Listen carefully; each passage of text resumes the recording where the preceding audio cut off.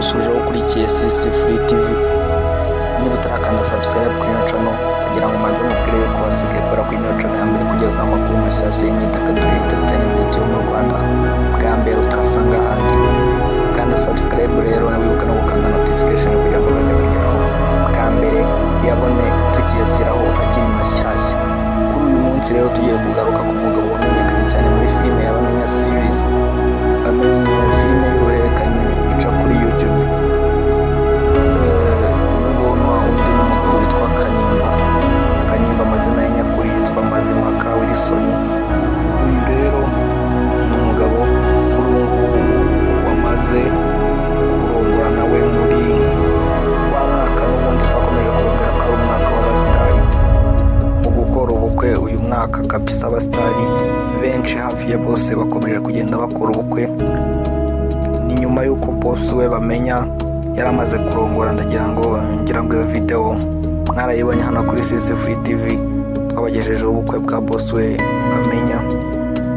Nyuma yaho rero uyu mugabo Kanimba nawe akaba yamaze kurongora.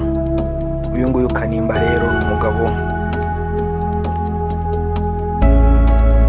nubwo yakoze ubukwe ariko yari asanzwe abana n'umugore we, ndetse n'ikindi nakubwira ni uko ari umugabo w'abana babiri ndetse n'umugore we batangiye kubanasaga mu mwaka w'2017. uyu nguyu Kanimba rero ni umugabo wakunzwe cyane muri iyo filime y'Abamenya kubera ubuhanga afite mu gukina. afite impano itangaje yo gukina Kanimba. Kuri ubu ngubu rero akaba yagiye muri honeymoon we n'umugore we nyuma y'uko bamaze gukora ubukwe.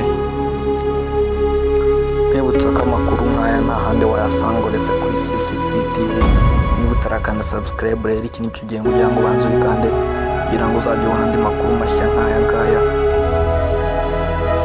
Ikindi nabwira abakunzi b'iyi filime Bamenya series ni uko amakuru dufite nubwo atari official, ntabwo ya confirma ko ari, ariko nuko uyu mugabo Kanimba yaba agiye kuva muri iyi filime y'Abamenya series nyuma yo gukora ubukwe